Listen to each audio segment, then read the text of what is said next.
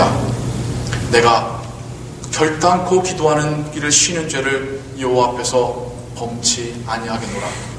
사무엘은 자신의 사역을 다시 재정립하고 있습니다.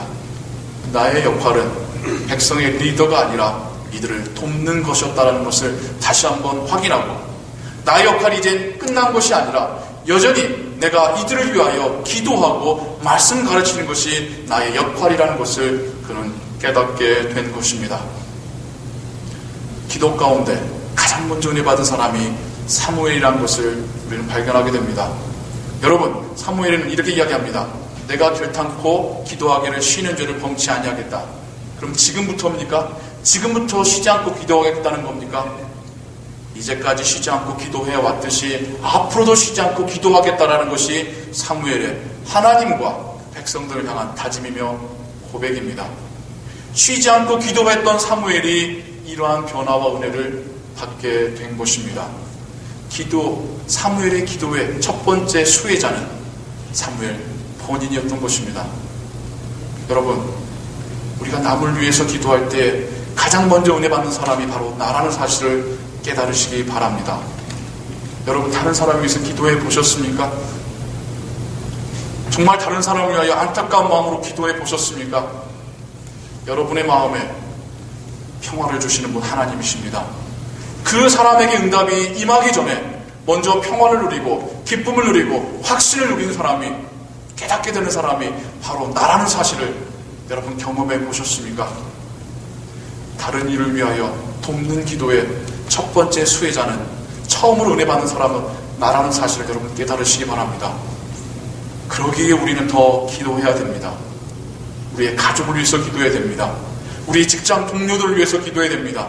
우리의 이웃을 위해서, 우리의 교회 안에서 정말 우리의 기도가 필요한 그들을 위해서 기도하셔야 됩니다. 하나님, 우리의 기도를 들으시며 그에게도 역사하시겠지만 가장 먼저 은혜 주실 것이기 때문입니다. 우리가 바로 피스메이커로 바뀌어가는 것이기 때문입니다. 여러분, 올 한 해 우리 교회의 목표가 피스메이커가 되자입니다. 그 근거 구절을 우리가 어디서 찾죠? 고린도후서 5장 15절부터 17절 말씀에서 찾죠. 우리가 하나님과 평화하게 되고 하나님과 세상을 평화하게 만드는 그런 사람이 된다 할 때에 우리의 위치는 어디에 있습니까?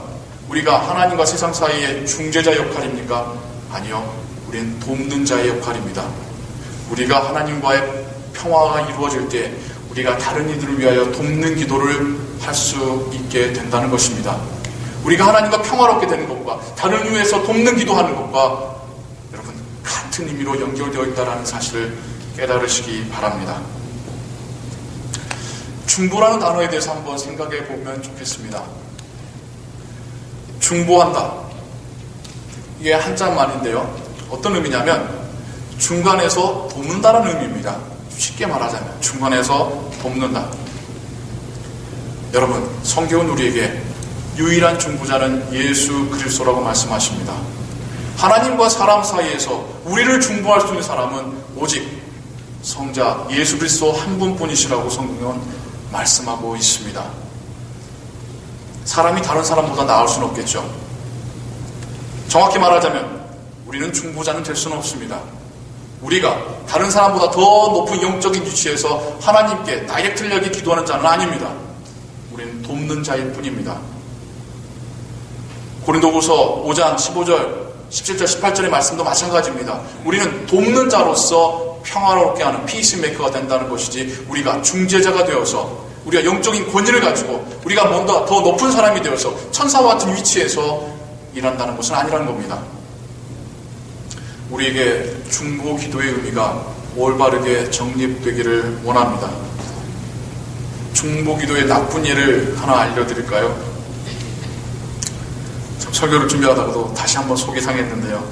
여러분도 잘 아시다시피 홍원범 학생이 위암으로 인해서 젊은 나이에 하나님의 나라에 먼저 부름을 받고 가게 되었습니다.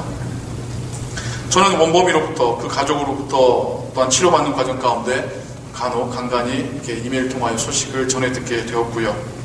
그런데 그 중에 저로 하여금 너무나도 화가 나게끔 하는 그런 내용도 있었습니다. 한국에서 치료를 받기 위해 간 원범이가 중보기도를 전문으로 한다는 그분의 표현입니다. 중보기도를 전문으로 하는 중보기도 사역자를 만나서 그분에게 안수로 기도를 받았는데 이분의 말씀이 나았다는 겁니다. 하나님이 낫게 하셨으니 이제 믿음을 가지고 믿음을 따라서 보통 사람처럼 행동하라는 겁니다. 보통 사람처럼 먹고 활동하고 병원에서 태어나라는 거죠. 원범이나 원범이의 가족들은 얼마나 그 말을 믿고 싶었겠습니까? 그 말대로 했습니다. 병원에서는 더 치료받아야 된다고 하는데도 병원을 나와서 보통 사람처럼 행동하고 보통 사람처럼 먹었습니다. 암 환자가 먹지 말아야 될 것까지도 저녁거리 지키지 않고 먹었습니다. 그런데 그때 어떤 일이 있었냐면 몸이 회복이 되었던 거죠. 근데 그 회복이 왜 회복이 되었었냐면 이곳에 있을 때는 이 암덩어리로 인해서 음식물이 내장으로 내려가지 못합니다. 소화 흡수가 안 된 거예요. 말라갔던 거죠. 한국에 가자마자 했던 수술이 막혀있는데 윗부분과 아랫부분을 연결시키는 수술이었어요. 이제야 음식물의 영양분이 몸에서 흡수가 된 거예요. 당연히 몸이 체중이 늘어나고 혈색이 좋아질 수밖에 없지 않습니까? 그때의 기도를 받았던 거예요. 진짜 기도의 응답이 있나 보다. 하지만 병원을 나온 원범이는 3개월 후에 더 악화가 되어서 병원을 다시 찾아가게 됩니다. 병원은 너무 늦었다라고 이야기하죠. 저는 지금 원범이와 그 가족을 비난하는 것이 아닙니다. 절박한 심정이었기에 충분히 그러할 수 있었으리라고 믿습니다. 무엇보다도 마지막 순간에 그 마음을 정리하며 하나님께 더 의지하였던 원범이 지금 하나님 나라에서 평안을 누리고 있을 거라고 저는 믿어 의심치 않습니다. 저는 함부로 기도의 응답을 말한 그 분에게 실망감을 느끼고 있습니다. 도대체 언제부터 하나님께서 사람이 기도하면 이렇게 저렇게 움직이시는 분이셨습니까? 기도하면 하나님이 움직이는 것이 아니라 사람이 움직이는 겁니다. 여러분, 결코 내가 기도하면 하나님 응답하신다라는 그런 식으로 말씀하시는 분들에게 제발 속지 마시기 바랍니다. 하나님은 그렇게 교만한 사람들과 함께 일하지 않습니다. 하나님은 우리를 바꾸시기 원하십니다. 기도의 첫 번째 응답은 내가 바뀌는 것입니다. 또한 우리의 기도의 응답은 하나님이 더 드러나시는 것이지 내가 드러나는 것이 아닙니다. 잘못된 중보기도 사역자들의 문제가 뭔지 아십니까? 자신들이 높아진다는 것이 문제입니다. 자신들이 소위 한국에서 말하는 영빨이 세서 자신들이 기도하면 하나님께서 다른 사람들이 기도하는 것보다 더 빨리 응답하신다고 생각하는 것, 그거가 지금 문제라는 것입니다. 우리 인간들은요, 다른 사람보다 높은 사람이 없습니다. 하나님 앞에서 우린 다 죄인입니다. 우린 다 하나님의 은혜가 필요한 자들입니다. 사무엘은 그 기도 가운데 자신을 높이는 것이 아니라 하나님을 높이고 있습니다. 하나님의 말씀을 다시 한번 선포하며 하나님께 순종하라고 이야기하고 있습니다. 그게 기도하는 자에게 나타날 당연한 반응 아니겠습니까? 또한 사무엘에게도 변화가 일어나죠. 자신에게 생명이 붙어있는 한 기도하기와 말씀하기를 쉬지 않겠다라고 고백하고 있습니다. 올바른 기도는 기도하는 자를 바꾸는 기도입니다. 하나님은 우리에게 말씀도 주셨고 정상적인 사고를 할 수 있는 이성도 주셨습니다. 우리의 믿음은 이성을 초월하는 것이지 이성을 무시하는 것이 아니라는 것입니다.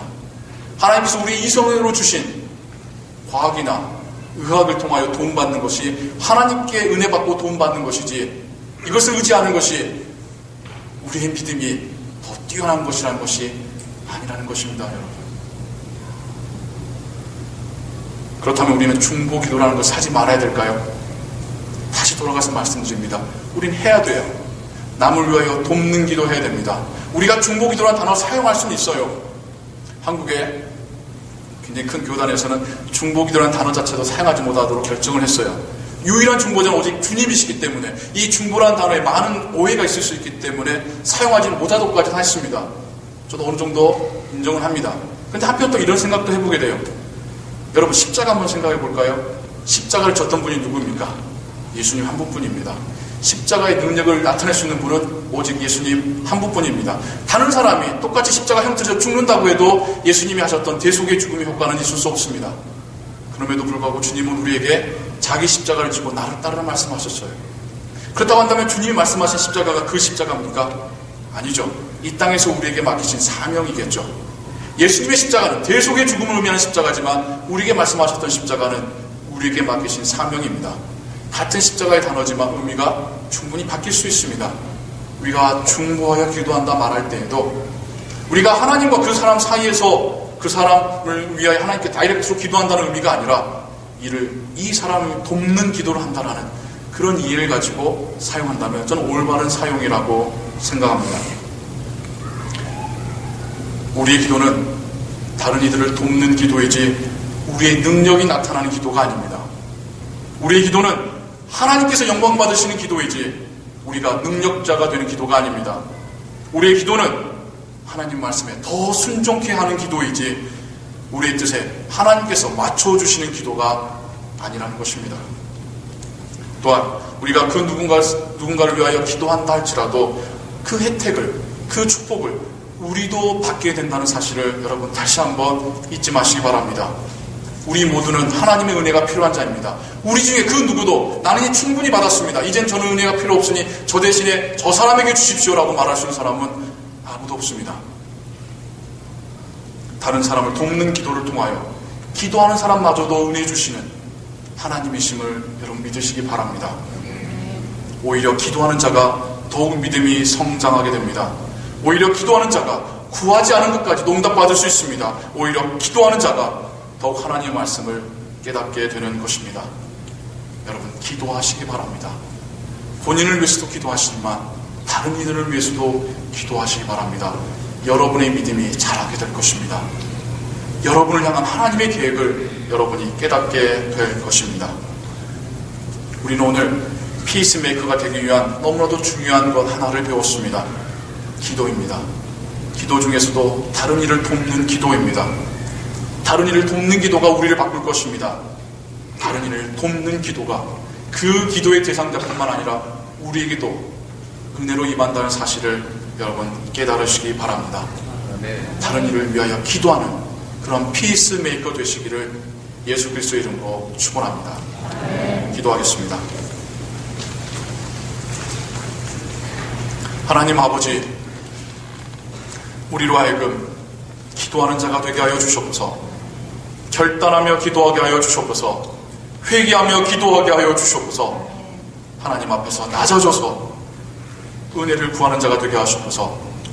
이제는 다른 이들을 위하여 돕는 기도하는 자가 되게 하여 주시옵소서. 우리 모두 하나님 앞에서 죄인입니다. 우리 모두 하나님 앞에서 은혜가 필요한 자들입니다. 그러나 우리가 서로가 서로를 위하여 기도할 때에 하나님께서는 기도하는 자에게만 기도를 대상자에까지 동일하게 은혜를 주시는 분이심을 배웠습니다. 하나님, 이젠 우리로 하여금 우리의 가족을 위하여, 직장 동료와 이웃을 위하여, 교회와 선교지를 위하여 기도하는 자가 되게 하여 주시옵소서. 기도의 은혜, 기도의 응답을 체험하게 하여 주시옵소서. 예수 그리스도의 이름으로 기도하옵나이다. 아멘.